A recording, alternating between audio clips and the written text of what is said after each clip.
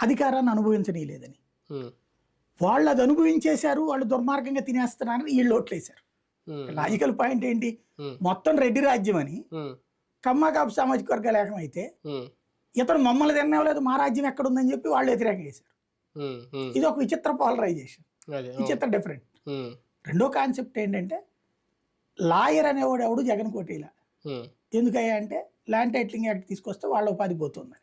ఉమ్, ప్రతి లాయరు జగన్ 5,000 రూపాయలు ఇచ్చాడు చాలా మందికి, ఉమ్, వాళ్ళు కూడా ఇటుకే ఓటేశారు. ఉమ్, రెండవది ప్రభుత్వ ఉద్యోగం అనేటువంటి వాళ్ళు 80% మంది రివర్స్. అవును, అవును. అది ముందు నుంచి అనుకున్నదే. కాబట్టి ఆ రెండు వర్గాల ఓట్లు పెద్ద ఎత్తున పడ్డట్టు కదా.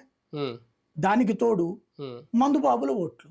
అవును, అంటే ఇక్కడ జగన్కి ఇటు వీళ్ళకి అనుకూల ఓటు కంటే కూడా జగన్ వ్యతిరేక ఓట్లే అదే, అవును. ఉమ్, 80, 60 నుంచి 70 లక్షలు వీళ్ళే.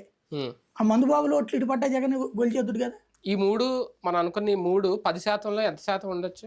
10% ఏంటి, 15% అవుతుంది.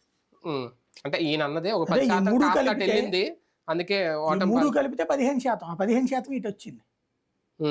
మెయిన్ ఇతను ఓట్లు తేడా కూటమికి ఇతనికి 50 లక్షలండి.